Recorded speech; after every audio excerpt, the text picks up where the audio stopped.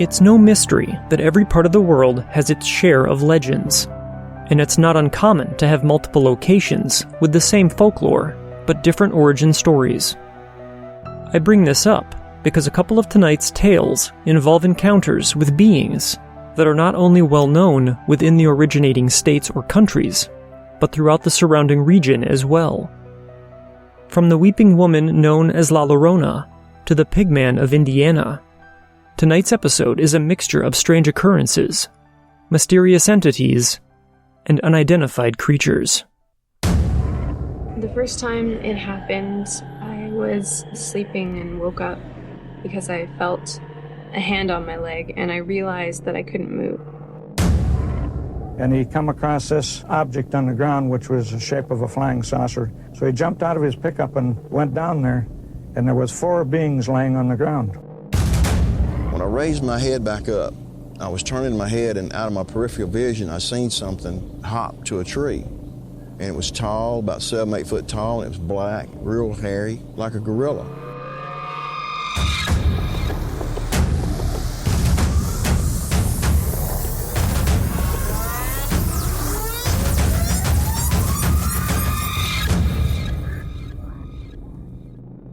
Welcome to the Paranormal Mysteries Podcast, and thank you for being here.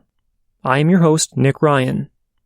As always, I'd like to start out the show by saying a huge thank you to our wonderful patrons, Robin, Cassandra, Juli, Kortnie, Tiffany, Stephen, Mystica, Carley, Kyriakos, Euknecka, Mary, Andrew, Sarah, Angie, Nick, James S., and our 5 newest patrons, Moly, Mattie, Kerrie, Collin, and James P.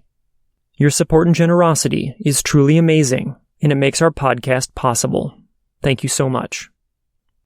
Our first story of the night comes from Ashley. Ashley shared 3 experiences in a past episode regarding a visitation from a great-grandfather, creepy phantom breathing, and a strange red light that loomed in the forest. After contacting Ashley and asking for any further information regarding these incidents or other additional encounters, this is what Ashley had to say. I've had strange dreams my whole life. My grandmother says my mother and I have the gift of seeing. But in correlation to that night, no. I just remember it like it was yesterday. However, since you asked, I just remembered this one incident that happened about a year ago. My wife and I don't really talk about it, because we don't know what to make of it. Then several months ago, I heard stories on here about missing time, and I realized that's what the situation was. Here's what happened. One night my wife and I were driving down Interstate 20, east from Dallas, when I saw a calm but piercing white light. It was too large and bright to be a star, so I asked my wife what she thought it was. She said she didn't know, and we continued to drive. As I continued, I kept looking up through the sunroof at it. It was strange and never seemed to move but remained in sight, never going behind clouds or anything. When I first noticed it, we were just outside of a small town named Kortnie. We drove for about 5 minutes, and I told my wife to look up at it again to see if I was tripping. She then focuses even harder to see what it could be, but still nothing. At this time, I realize that we're passing by a sign that says Toll 49, and I know that there's no way we could have made it that far in just a few minutes. I asked my wife if she knew where we were, and she stated, well, we just passed that under that bridge in Kortnie, so probably about Terrell. I pointed to the upcoming entrance ramp to Toll 49, and she looked as confused as I, and asked where we were. I told her about an hour from where we thought. We both started rambling off landmarks we normally pass, and asking if the other remembered passing them. Neither of us could.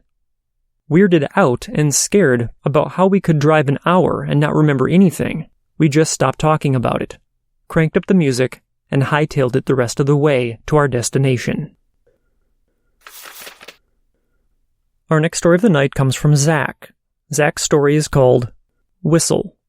Zach says, I started listening to your podcast about 8 months ago, and since then, me and my friend have experienced something on our way to school that we can't explain. We were walking down my street to get to our bus when we heard a whistle, and there was no one else that we could see. We heard it a few times on the same street, at the same time. One time I turned around and saw what I believe is a shadow person across the street and walk. Now, all this could be summed up to a person, but both me and my friend have heard the whistle at night, in our houses. She heard hers around 9 p.m. She has told me it sounded like the whistle she made when she tried to replicate the whistle we had heard. She was just about to go to bed and found herself too scared to sleep for a few hours, choosing to read instead. I have heard the whistle many other times at night, but much later. First time was around 12:45, and I had my left ear on my pillow, when all of a sudden I heard the whistle only in my left ear, even when I moved it. Most of the time I will hear it around 12:45, but one other time I heard it around 11:30. All the same story, usually only being able to hear it in one ear.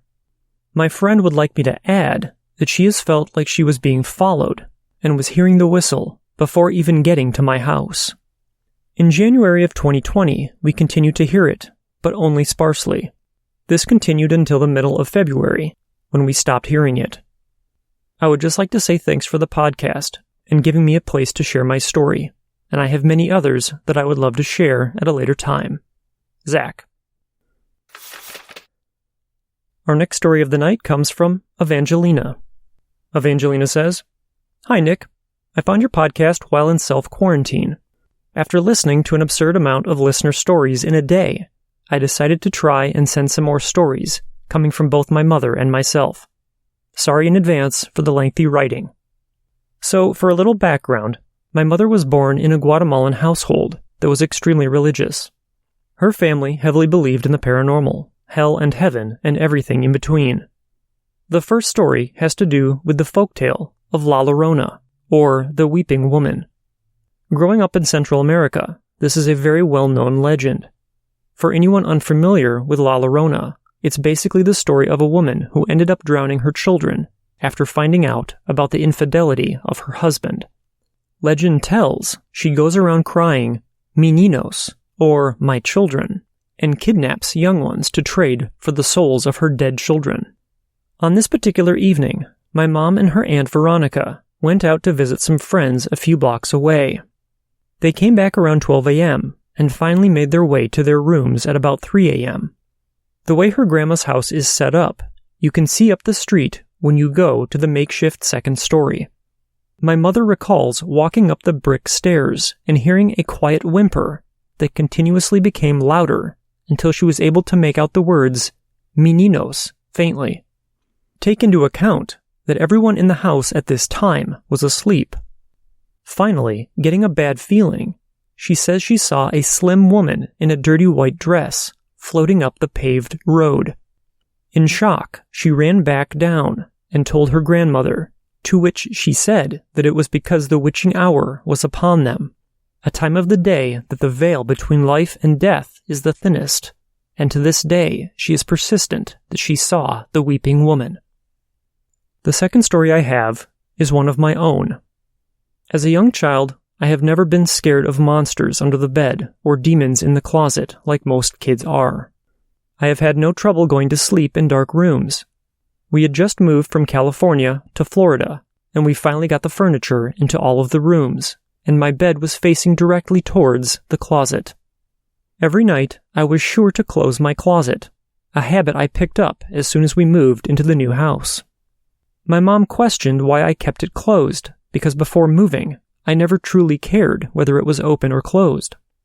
Along with wanting it closed, I had began to get sleep paralysis almost every night. I felt as though someone was pushing up on the mattress from underneath the bed, and as soon as that feeling went away, a dark figure manifested at the foot of my bed, and I would hear a sound like a thick liquid being splashed around until I snapped out of it. My dog, who very seldom barks or gets scared, would stare at my closet, then run under my bed every single night at around 2 or 3 in the morning. Around the time of my birthday, my grandmother came out to visit, and she stayed in my room. She told my mom that when she was staying with us, my dog at around 2 or 3 in the morning started aggressively barking at my closet, something out of the norm for her, because once again, She is very well behaved and overall quiet. I had not known this fact until a few months later. After telling my mom everything that was happening, she told me that we were going to bless the house. We went through the whole house and did my room last. In order to bless a house, you have to open all the windows to allow any negative energies out. I recall sitting on my bed as my mother recited a verse from the Bible and adding on the end, "Whatever is in this room, in this closet that is tormenting my daughter, needs to leave now." Waving her hand from the closet to the window, we both got immediate chills, something that had not happened in any other room except mine. Since that day, I haven't had any more accounts of anything in my room, and everything has gone back to how it was before we moved. I would love to know what you and your listeners have to say about our experiences. They have chilled me to the core since day one. If you are reading this, thank you, and I hope all is well. Our next story of the night comes from Lauren.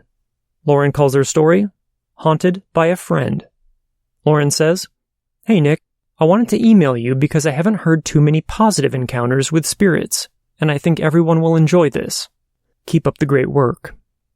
Anyway, on to my story. My family and I invited a stranger to live with us back in November. I know, sounds crazy, but my best friend and her children also lived in our house too. This was her boyfriend. We'll call him Sam for privacy.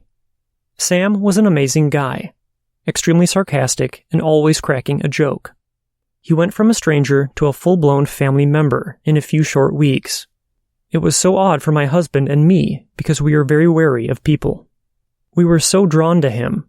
Our children were drawn to him. He was our best friend. Sam had suicidal thoughts.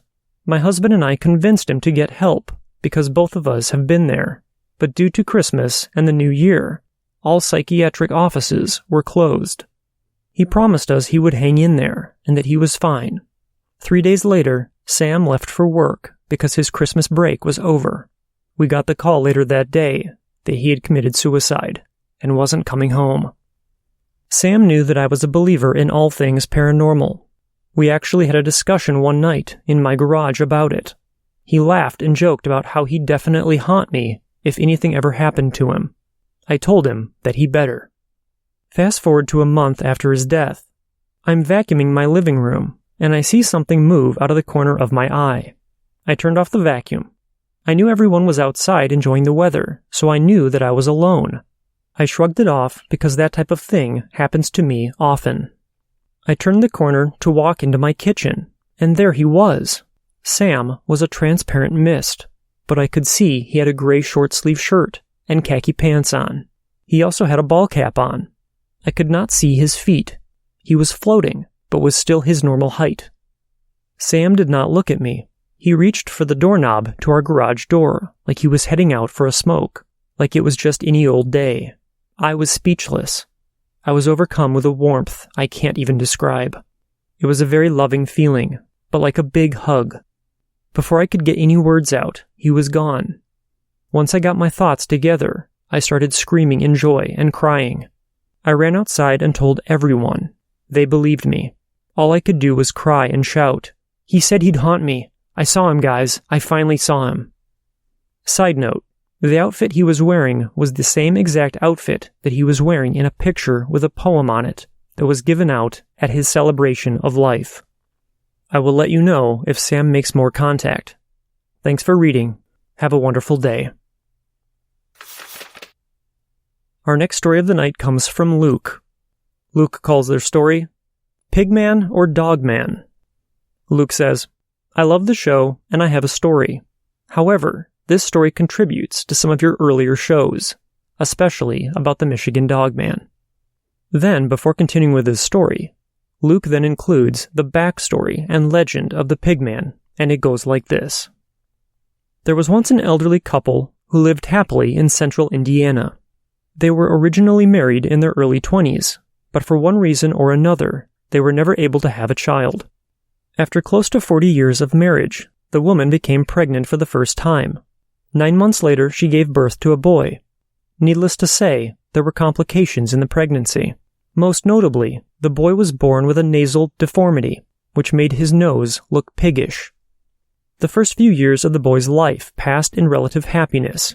He had trouble in school with the other kids, but he was loved at home. The family was happy. Around the boy's 12th birthday, his mother became ill and passed away. She was in her early 70s, so she was more vulnerable to sickness than most. The boy was now left with just his father, who was also in his early 70s. After the passing of his wife of nearly 50 years, the boy's father became heartsick and stopped eating. Within a month, the father had passed away too. The boy was now alone. With his father's corpse still in the house, the boy became aware of the decision he was faced with. He could either wait for the authorities to come and take him to a foster home or orphanage, or run away. The boy chose to run away. He chose to live in the wild. The boy chose to find water when he was thirsty, forage and kill when he was hungry, and start a fire when he needed warmth. The boy was known to break into barns and sleep on people's lands. He became known as the Pigman, and most children growing up in central Indiana knew about him. We teased each other about him. When hanging out with a friend out in the country, if you would see a spot in the hay where a sheep or dog had made a bed for itself, you would say to your friend, "Pigman slept here last night.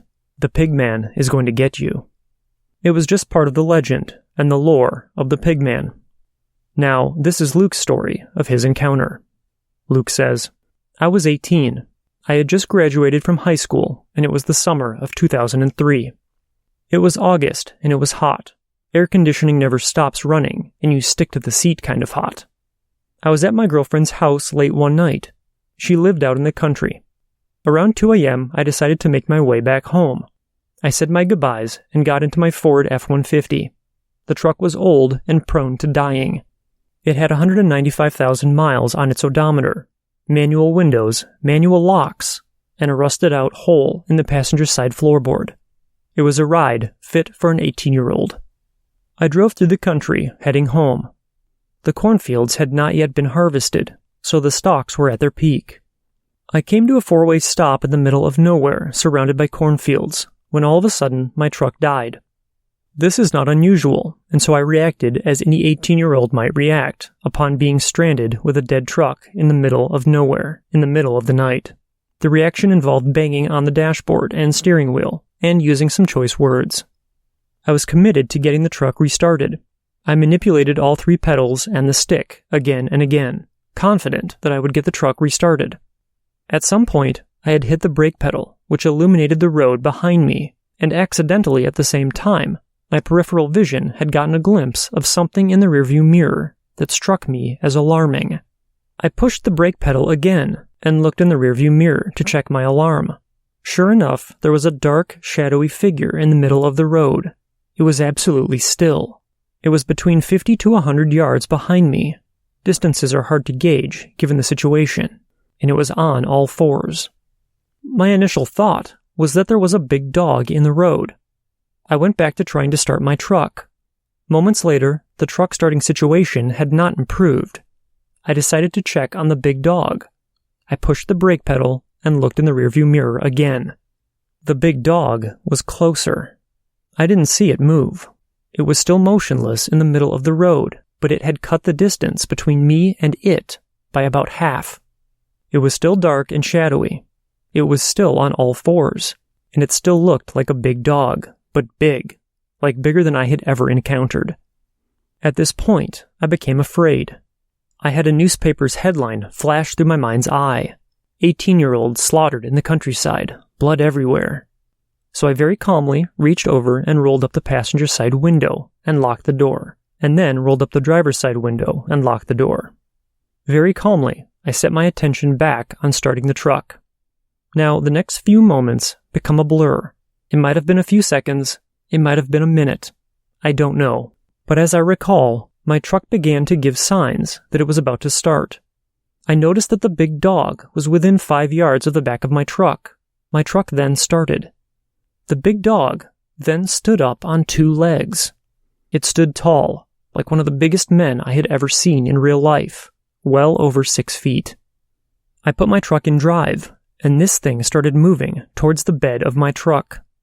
My tires squealed and this thing shot off to the left side and ran into a cornfield as I was now rolling down the road. Needless to say, I was freaked. Nothing like this had ever happened to me. I had never felt dread or mortal danger before. There was no way I was going home to sleep. There was only one thing I could do.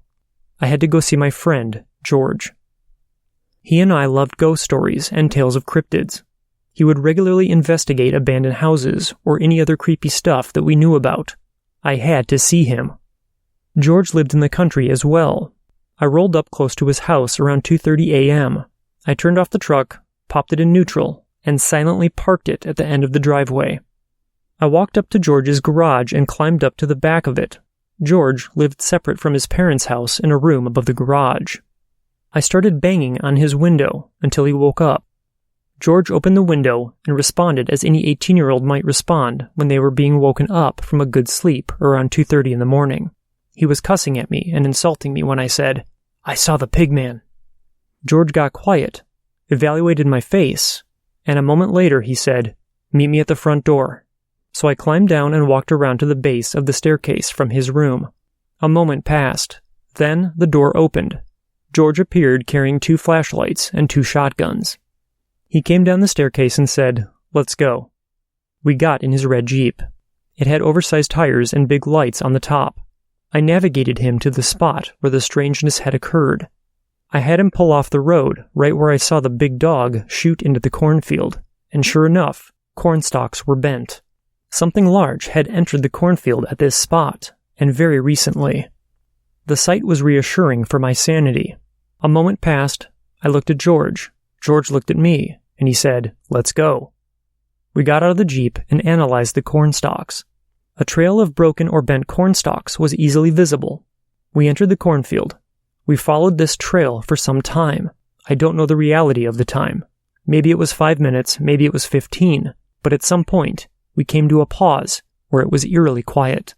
Then, all of a sudden, we heard something move. It's hard to see anything in there, but there was something southeast of us, which hadn't been moving. Then, all of a sudden, it was moving quickly and breaking corn stalks and moving away from us rapidly, moving to the west. I looked at George and he looked at me, and once again, he said, "Let's go." We kept moving. Another 5 minutes or so had passed. We came to another spot that drew eerily quiet. Then we heard something. It was somewhere between a dog's growl and an elephant's trumpet. It was alarming and terrifying. I froze in an instant. Then I heard something moving rapidly away from me. I looked at George. George was gone. George was running for the Jeep and had left me to die. After all, you don't have to outrun the thing. You just outrun your friend. I began running in the same direction. Nothing chased us. We got to the Jeep and we drove to his house to sleep it off. We came back the next morning to investigate further under the light of day. We were able to follow the thing's trail through the entire cornfield, across a road, and into a soybean field. The trail went cold at an irrigation ditch in the middle of the soybean field. That's my story. However, I wanted to share a further thought. This story is called the Pigman story, but only because of what we were exposed to growing up. Upon maturing and investigating the paranormal further, I now have a different interpretation of this story. I have now digested the legends of the Michigan Dogman, the Beast of Bray Road, the story of a siege of a farm in Mississippi by dogmen, and a story from a policeman somewhere around D.C. These locations surround Indiana. The thing stood on 2 legs, was over 6 feet tall, was dark and shadowy, and created a sense of dread in me. I now believe this was a dogman. I would love to hear your thoughts on this story, on dogmen, on pigmen, on whatever. Anyways, I hope you like it. Luke.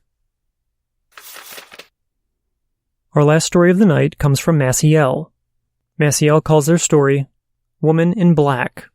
Maciel says, "Hi, Nick. I recently started listening to your podcast, and I want to say thank you for providing us with a place where we can feel comfortable telling our stories. I also want to apologize ahead of time, as my story is quite long, but I had to share. I was 11 or 12 years old when I first started seeing a woman dressed all in black, with black long hair and a long face, staring at me in my room from the corner behind my door. She looked like she was floating. I would be so scared to the point where I couldn't move or scream because my throat would be so dry. I told my parents about what I was seeing, but they thought that I was having nightmares.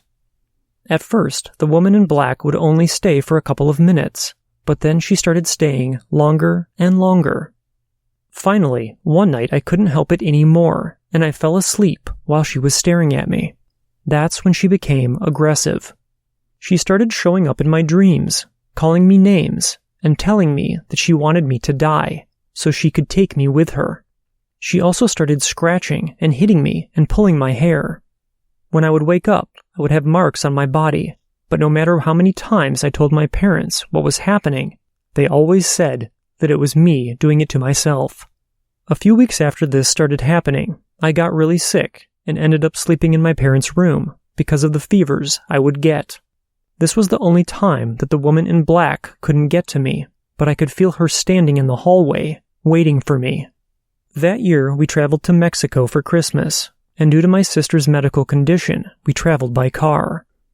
I was still sick and would still get fevers at night, so no matter how much I tried to stay awake, the fever would knock me out, and I would see her again.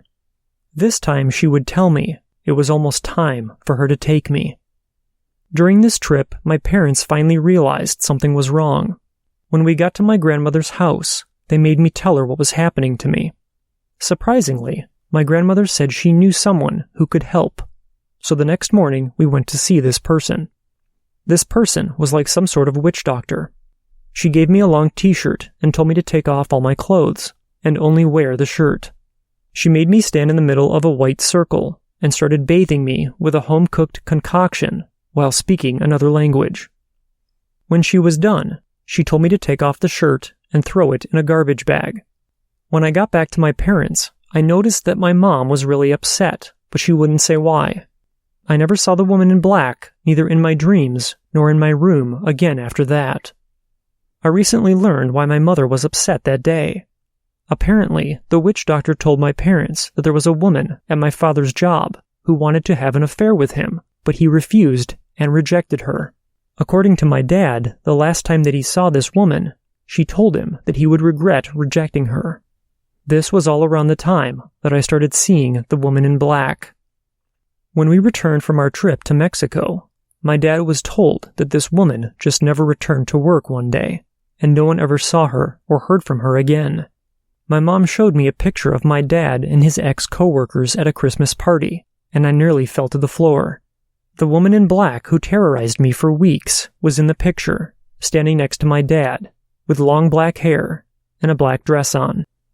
To this day, at 35 years old, I have not been able to sleep with the lights off, and after my mom showed me that picture, I haven't been able to get much sleep at all. The picture confirmed it wasn't my imagination. She was real.